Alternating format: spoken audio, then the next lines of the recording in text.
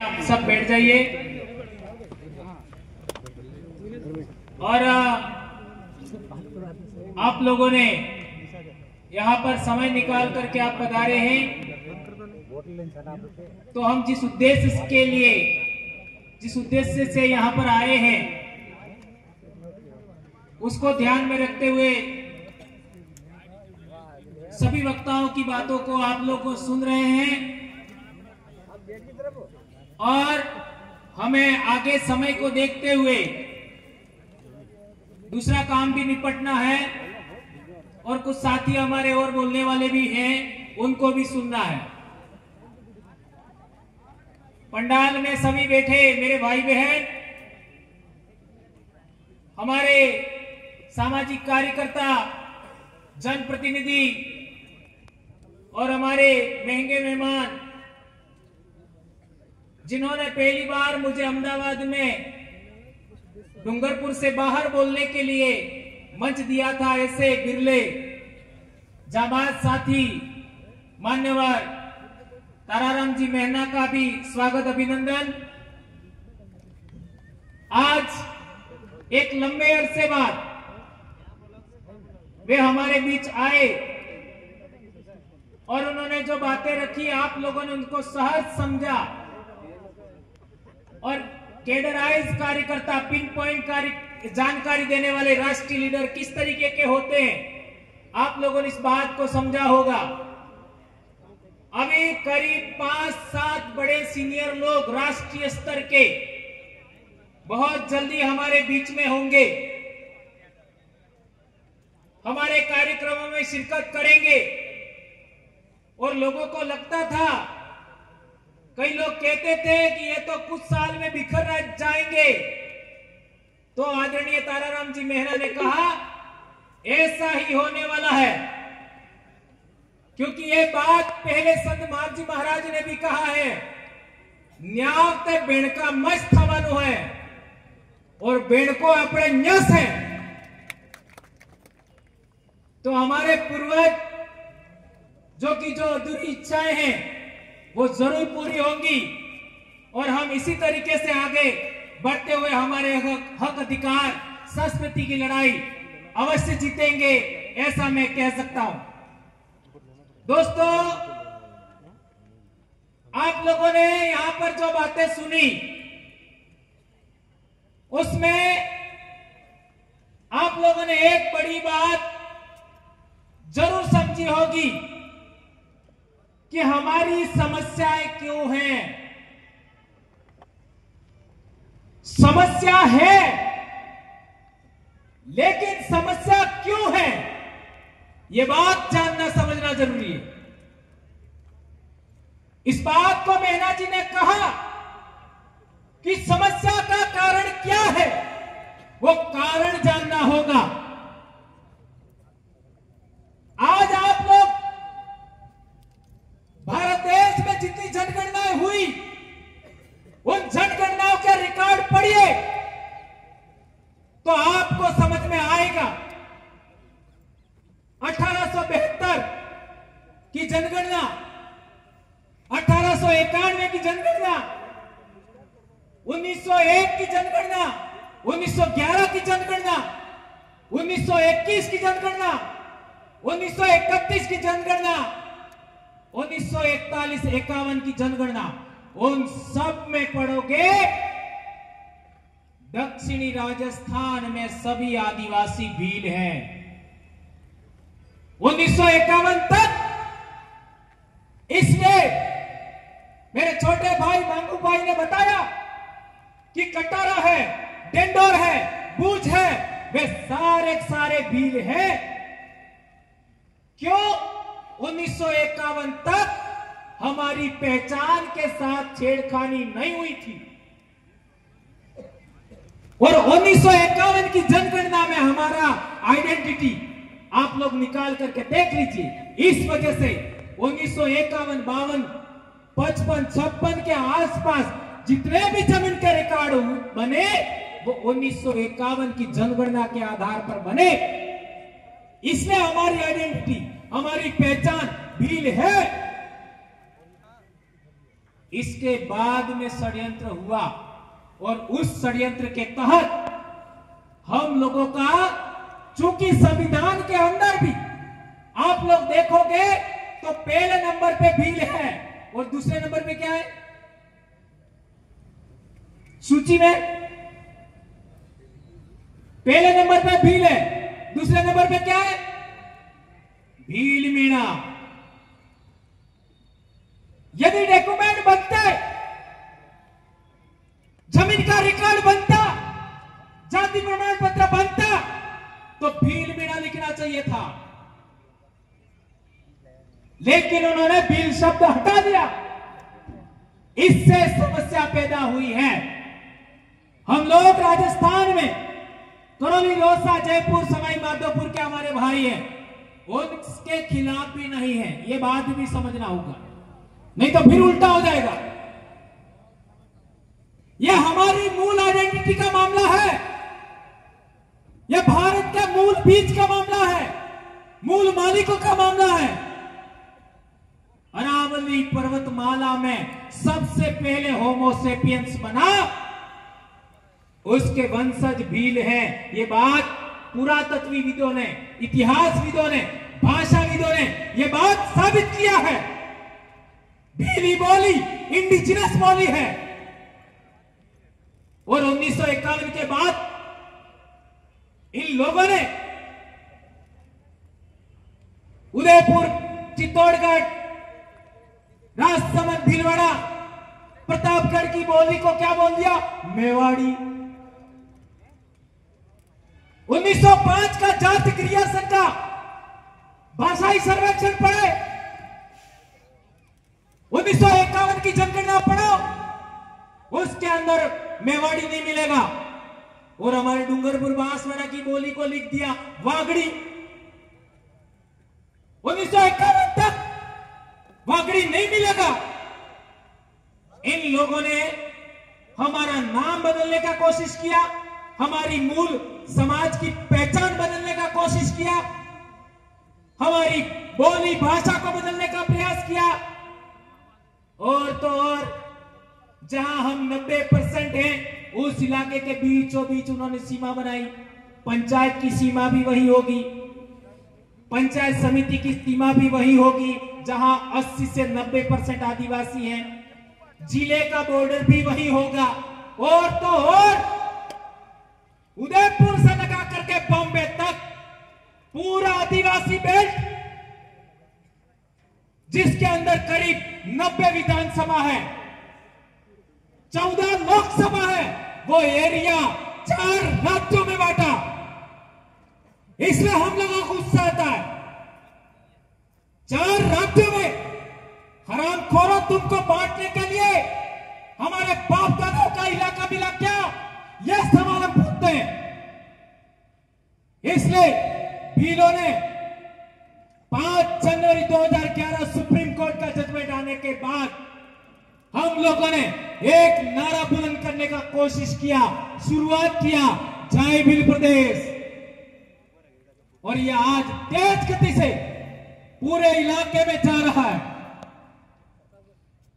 और तो और आज पूरे देश के अंदर आप देखेंगे आने वाले समय में, अगले महीने कार्यक्रम जो हमारा है, उसमें भी बहुत सारे साथी हमारे बीच में पिछड़े थे, वे आएंगे।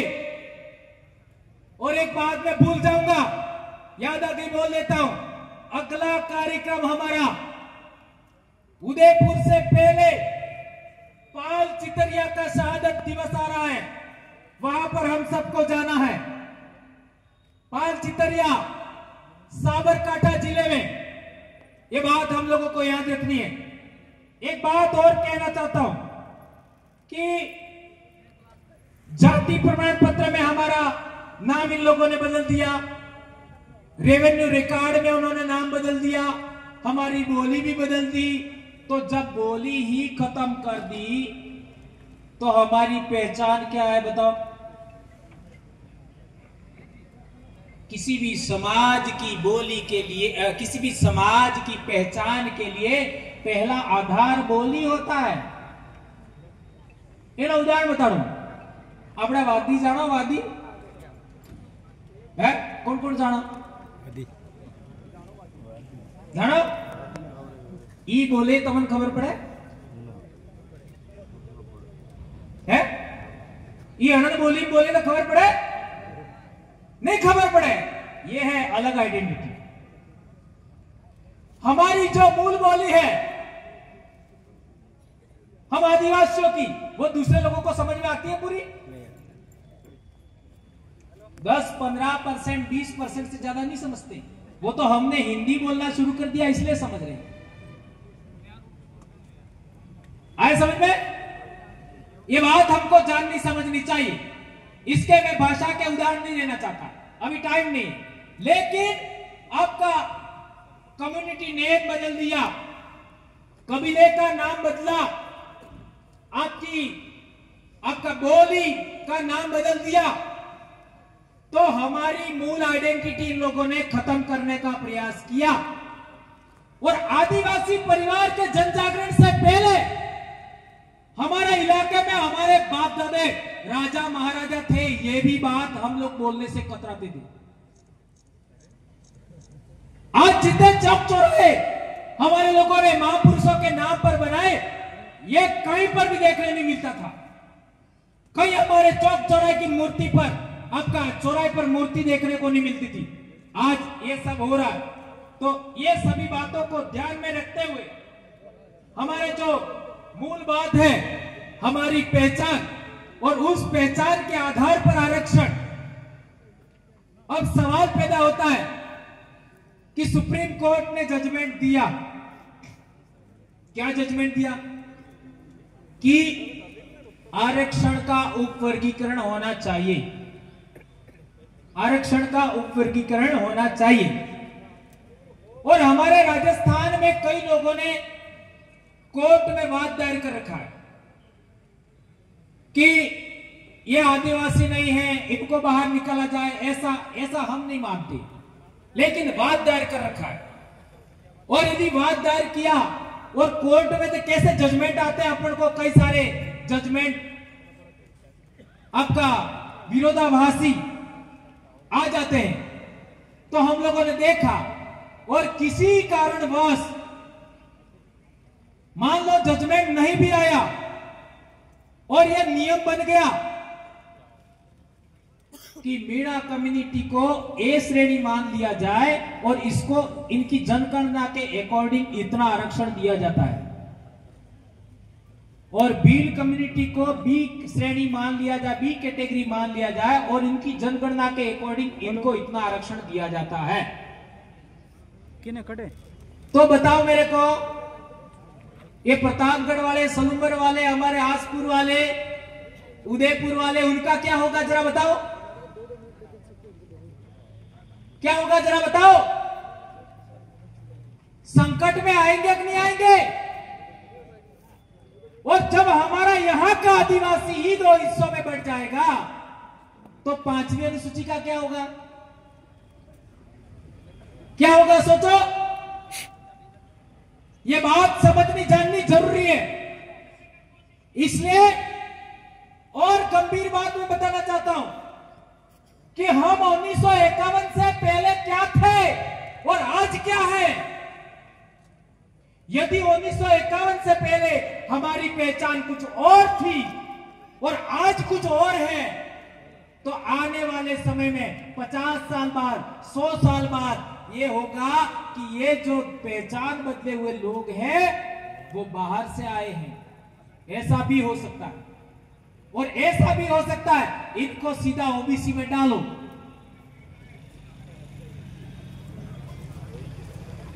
तो आप लोग ओबीसी में जाने के लिए तैयार है क्या? ऐसे कैसे चले जाएंगे? ऐसा भी हो सकता है। तो ये हमारा सीमलवाड़ा का उदाहरण देख लो। सीमलवाड़ा में डामोर लोग आदिवासी है, और बॉर्डर क्रॉस करते ही एक भाई बॉर्डर के उधर रहता है और एक भाई बॉर्डर के इधर रहता है, आपका गुजरात बॉर्डर पर। तो जो इधर रहता है वो भाई तो आदिवासी है, और उधर वाला भाई को ओबीसी का भी प्रमाण पत्र नहीं मिल रहा है। आज 65-70 दिन हो गया वो बच्चों को स्कूल नहीं भेज रहे और लड़ाई लड़ रहे, कोई सुन नहीं रहा है। और ये बात 2017-18 में वहां के सम्मेलन लेकर के हम कह चुके हैं, पर उस समय इनको समझ में नहीं आ रहा था। आज उनको ओबीसी में भी सर्टिफिकेट नहीं मिल रहा है। उनका गोत्र कटाराई है, उनका गोत्र अमलिया है, उनका गोत्र मसार है, उनका गोत्र पगी है। इसलिए यह बात जाननी समझनी जरूरी है। अब सवाल पैदा होता है कि क्या किया जाए। बिंदु बहुत सारे, लेकिन समराइज करते हुए हम लोग बाड़मेर में भी कई बार गए, जोधपुर गए और पाली सारे इलाके में जनजागरण किया। वहां के हमारे भील भाई है, उनका भी कहना है कि हमारा अलग आरक्षण होना चाहिए। ये अपना शेड्यूल्ड एरिया है, उसी की तर्ज पर वहां रेगिस्तान के इलाके में भी होना चाहिए। और हमारे जो ये कोटा बूंदी वाले भाई है, हाड़ौती वाले, वो भी कहते हैं हमारा भी अलग होना चाहिए। इसलिए हम लोगों ने तय किया है कि राजस्थान का जो आदि आपका एरिया है, वहां पर 4 क्षेत्रों के आधार पर 4 तरीके से बांट दिया जाए। एक शेड्यूल एरिया हो गया, और सिविल एरिया के अंदर एक आपका कोटा बूंदी वाला इलाका है, उसको एक अलग, और रेगिस्तान का इलाका उसको अलग, और एक हमारा जो मीणा भाइयों का इलाका है वो अलग। इस तरीके से जनसंख्या के आधार पर इलाका वाइज आरक्षण दिया जाए, ये मांग हम लोग उठा रहे हैं। इस मांग का क्या आप लोग समर्थन करते हैं? अरे वो आ जाएंगे, कहीं और जाने वाले नहीं। क्या ये मांग आप लोग मानते हो? यदि मानते हो तो हाथ ऊंचा करके बताओ। इस बात को इस तरीके से समझाना है कि राजस्थान के अंदर समुदाय वाइज आरक्षण नहीं बांटना है, एरिया वाइज बांटो। इससे क्या फायदा होगा कि हमारा इलाका शेड्यूल्ड एरिया है, शेड्यूल एरिया की एकता बनी रहेगी, और शेड्यूल एरिया की एकता बनी रहेगी तो 5वीं अनुसूची की लड़ाई आगे लड़ना जरूरी है। वो हम लड़ पाएंगे, जैसा मेहना जी ने बताया कि 5वीं अनुसूची का प्रावधान क्यों किया गया था, और बहुत सारी बातें। मैं तो यहां तक कहना चाहूंगा कि मैं जितना जानता हूं वो भी 50% ही आपको पढ़ाया है।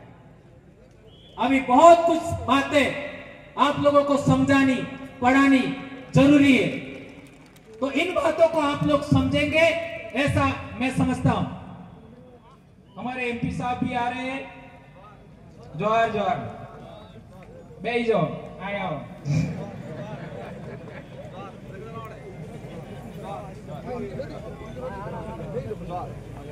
तो पहले तो ये लेट आए हैं, इसलिए आप सभी के पास में थोड़ा थोड़ा किराया कम होगा तो किराया इनसे ले लेना, ये मेरा आदेश है। लेट आने की सजा भी तो होनी चाहिए ना। हाँ, भले गैर वैसे साल है। तो मैं जो बता रहा था कि हमें क्या बोलना है, हमें यह बोलना है क्योंकि हमारे रेगिस्तान के भाई है वो भी अलग तरीके से मांग रहे हैं, और कोटा बूंदी के भाई है वो भी अलग तरीके से मांग रहे हैं। और सबसे महत्वपूर्ण बात, वो सारा इलाका सिविल एरिया है, लेकिन हमारा इलाका शेड्यूल एरिया है। और आप लोगों को पिन पॉइंट जानकारी देकर समझा दिया गया है, बार बार बताया गया है कि 5वीं अनुसूची का अधिकार, शेड्यूल्ड एरिया का अधिकार, ये हमारे बाप दादाओं ने लड़ झगड़ करके अधिकार हासिल किया है। इसलिए इसमें किसी भी तरीके से खंडित नहीं होना चाहिए।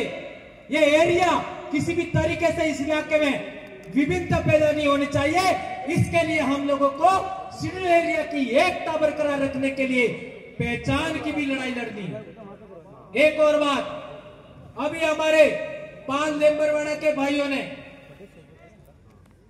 अंग्रेज सबसे पहले डूंगरपुर में आए, रजवाड़ों से समझौता किया, तो केवल 6 साल बाद 1824 में पाल लेम्बरवाड़ा ने सबसे पहले विरोध किया था। 1818 में अंग्रेजों से समझौता हुआ, 1824 में पाल लेम्बरवाड़ा के लोगों ने विद्रोह किया और 12 बिंदुओं का समझौता हुआ। उसी पाल लेम्बरवाड़ा ने भी एक फैसला लिया कि हमारे समाज के लोगों को लूटने से बचाने के लिए, यानी दुकानों में जो लूट होती है उससे बचाने के लिए, आपका समाज में जो नशा बढ़ रहा है उसको कम करने के लिए और समाज में सुधार को देखते हुए हमारे सभी गमेती मुखियों ने एक फैसला लिया है कि अब लाड़ी गौर का विवाह होगा तो पटले में सोने की रकम नहीं रखी जाएगी।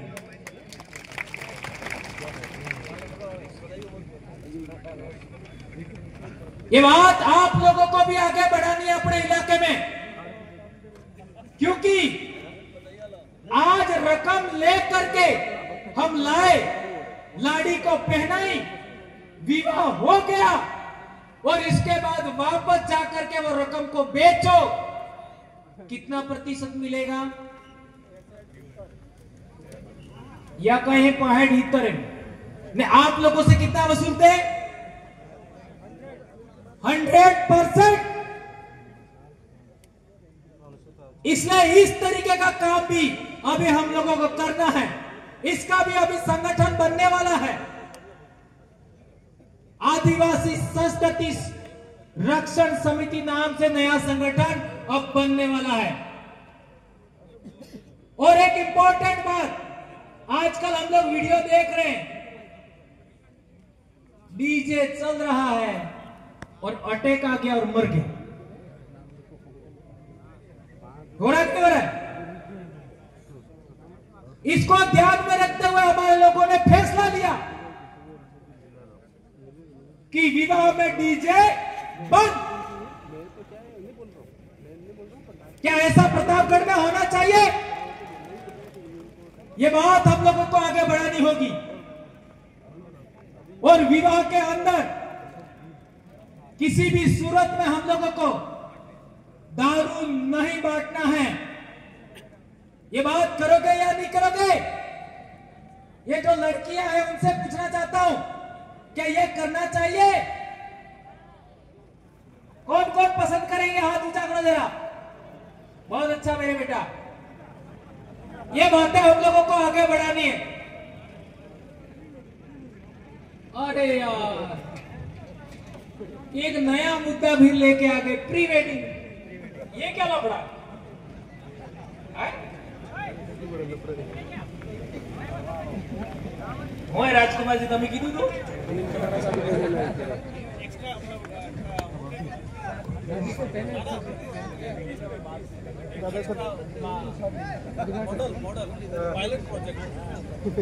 अच्छा,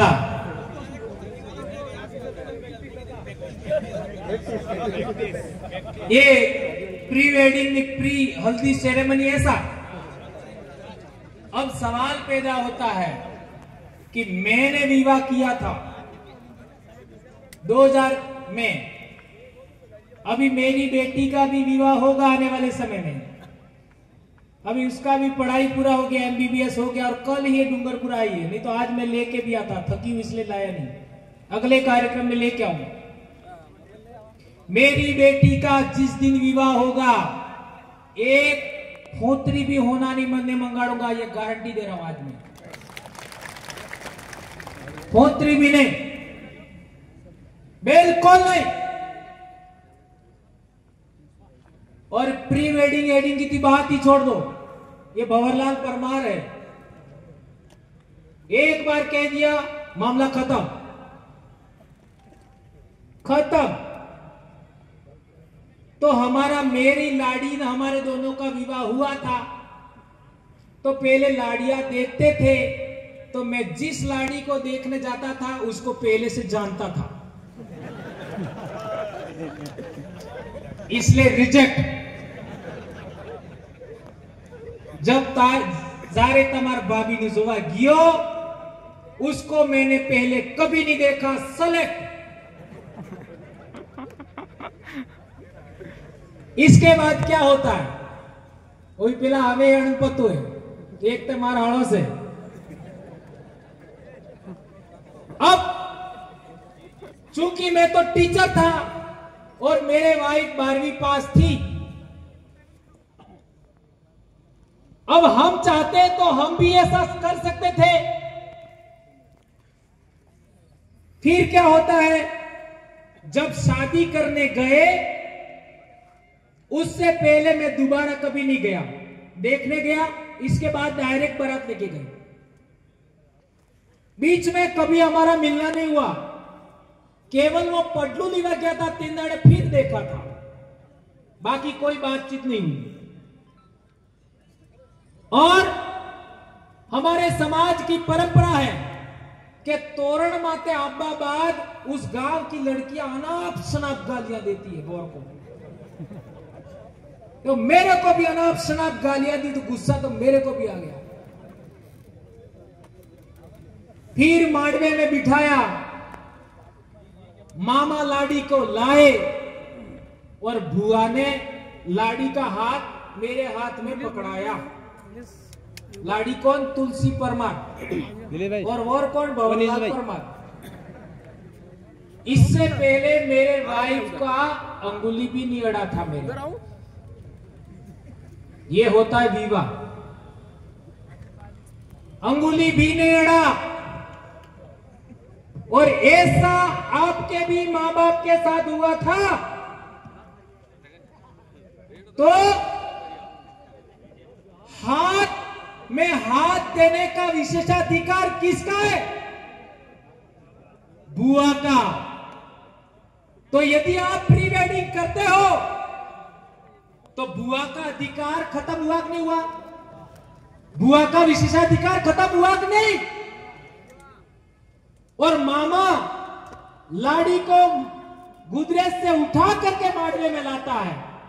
और यदि आप वो को तोरण पर माला पहनाने के लिए लाड़ी को बुला करके माला पहनाते हो तो मामा के विशेषाधिकार का क्या हुआ? सोचिए, मामा का विशेषाधिकार खत्म। और जब मेरा विवाह हुआ था तो आग पुजवानो काम ये हमारे कोटवाली की दी। तो यदि तुम लोग दूसरे किसी को बुलाते हो तो उसका क्या होगा? ये भी विशेषाधिकार खत्म। इसलिए मैं कहना चाहता हूं कि हमारी संस्कृति के विरोध में हमको काम नहीं करना चाहिए। इसलिए हम लोगों को ये जो प्री वेडिंग वाला जो मामला है उसको किसी भी सूरत में हमको एक्सेप्ट नहीं करना है। और जो लोग ऐसा करें अणन विवाह में जावानो बंद नहीं जवान। ठीक है? समाज की संस्कृति के अकॉर्डिंग घंटी बज चुकी है। एक अंतिम बात और कहना चाहूंगा कि हमारे इलाके के अंदर समाज 2 दिशाओं में जा रहा है। मैंने कई बार आपको बताया है कि 8वीं क्लास में बच्चे 2 दिशा में जाते हैं। एक बच्चा पढ़ाई की ओर जाता है, एक बच्चा मौज मस्ती की ओर जाता है। बताया था कि नहीं बताया था? बताया ना? एक बच्चा पढ़ाई की ओर जाता है 8वीं क्लास में और एक बच्चा मौज मस्ती की ओर जाता है। और मौज मस्ती की ओर कौन जाता है? जिस बच्चे को पाठ पढ़ना नहीं आता। ठीक है?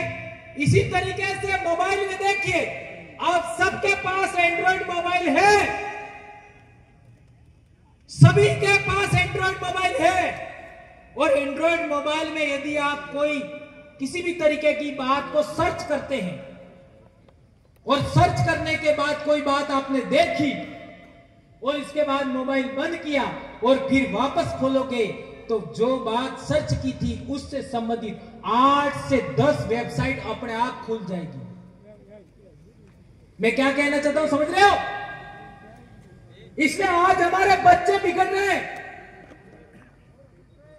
और कई सारे बच्चे आत्महत्या कर रहे हैं और कई सारे बच्चे गलत दिशा में जा रहे हैं, भटक रहे हैं। उसका कारण यह है, और इसको कांतिबाई की भाषा में मैं बोल नहीं सकता, पर आप समझ गए होंगे मैं क्या कहना चाहता हूं।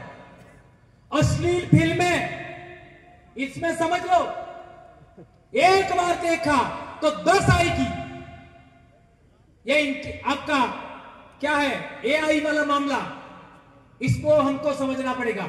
एक और बड़ी बात, हमारा समाज भी 2 दिशा में जा रहा है, एक धर्म की ओर जा रहा है, एक संस्कृति की ओर आ रहा है। धर्म की ओर अभी 8वीं की सामाजिक ज्ञान, ये भाई कौन पढ़ के सुनाएगा, मेरे बात कोई पढ़ के सुनाएगा, टाइम नहीं रहा। ये इसके अंदर लिखा हुआ है, ये वो सब बता देंगे। इसमें लिखा हुआ है आदिवासी के बारे में, क्या लिखा है, स्कूल में चल रही है अभी, आप सबके बच्चे पढ़ते हैं इसको, सब टीचर जानते हैं इसको, ये पढ़ के सुनाएंगे, अभी मेरे पास समय नहीं है। तो मैं बता रहा था कि समाज भी 2 दिशाओं में बढ़ रहा है। एक अपनी संस्कृति, अपना इतिहास, अपना हक अधिकार, रूढ़ी प्रथा को बचाने के लिए काम कर रहा है, और एक धर्म की ओर बढ़ रहे हैं। और कई लोग ऊंचा नीचा गालियां देते हैं कि लोग ये कर रहे हैं, वो कर रहे हैं, और ऐसा भी लोग होगा खड़ा कर रहे हैं कि हमारे इलाके में कई लोग ईसाई भी बन रहे। तो मैंने जागुआ में भी बोला था, कई जगह में बोल चुका हूं, कई जगह बोल चुका हूं मैं कि यीशु मसीह भी यहूदी था, और यहूदी के बारे में तो बोल ही दिया मेहना जी ने, यीशु मसीह भी यहूदी था। तो हमारे समाज में पूर्वजों को पूजने की, पूर्वजों की उपासना करने की, पूर्वजों के आगे नमन करने की परंपरा है, तो वो क्या हमारा बाप है क्या? यहूदियों की भाषा हिब्रू है, तो क्या हमारी बोली हिब्रू है क्या? ये बात समझना होगा। और ये एक उदाहरण दिया है, हमारे भी तो मुसलमान भी है खानदेश में, और इनका प्रोफेट मोहम्मद था, वो अरब में पैदा हुआ, वो भी हमारा पूर्वज नहीं है। और भी कई सारे धर्म के लोग हैं, उनके भी पूर्वज कौन हैं? आप लोग इतिहास देखोगे तो समझ में आएगा। जितने भी धर्म वाले लोग हैं वो सभी इजराइल, फिलिस्तीन, जॉर्डन, सीरिया, आज आपका ईरान का इलाका है, उसी इलाके में पैदा हुए हैं, भारत के नहीं है। और इसको समझिए। और ये जो मैंने बात बोली है वो 5 जनवरी 2011 सुप्रीम कोर्ट के जजमेंट को आधार मान के बोली है। एक ये भर्ती का मामला है, देख लीजिए, नॉन टीएसपी को 196 पद और हमारे इलाके को 63 पद, नॉन टीएसपी को दूसरी भर्ती में 970 पद और हमारे 141 पद, और तीसरी भर्ती में 1405 पद नॉन टीएसपी, और टीएसपी को 107 पद, और अगली भर्ती में नॉन टीएसपी को 46 और टीएसपी को 0। ये भेदभाव हो रहा है। इसी को ध्यान में रखते हुए ये जन जागरण हम कर रहे हैं। तो मेरे पास चिट्ठी भी आ गई, और हम लोगों को अनुशासन का भी पालन करना है। इन बातों को ध्यान में रखते हुए आपने मेरी बात को समझा होगा। विशेषकर अभी विवाह स्टार्ट हो रहे हैं, तो जो मैंने बातें बताई उनका भी काम करना है, और अगली रैली में भी हम लोगों को बढ़ चढ़ करके हिस्सा लेना है। ये संवैधानिक जन जागरण जारी रखना है और समाज को जगाओगे, ये बात बहुत याद रखना, समाज को जगाओगे तो आने वाली पीढ़ियों को हक अधिकार मिल जाएगा और आपके पास जय जयकार होगा। और तुम्हारे समाधि माते, तुम्हारे सीरा माते लोग फूलमाला सड़ावे, दीवो बाढ़े ने तमने भूल जाए, बेड़ी सरे ने लई जाए। એટલી વાત કહીને મારી વાત સમાપ્ત કરો। जय जोहार, जय आदिवासी, जय मिल प्रदेश, जय भारत, जय संविधान, जय जोहार का नारा है, जय जोहार का नारा है, जय जोहार का नारा है। धन्यवाद।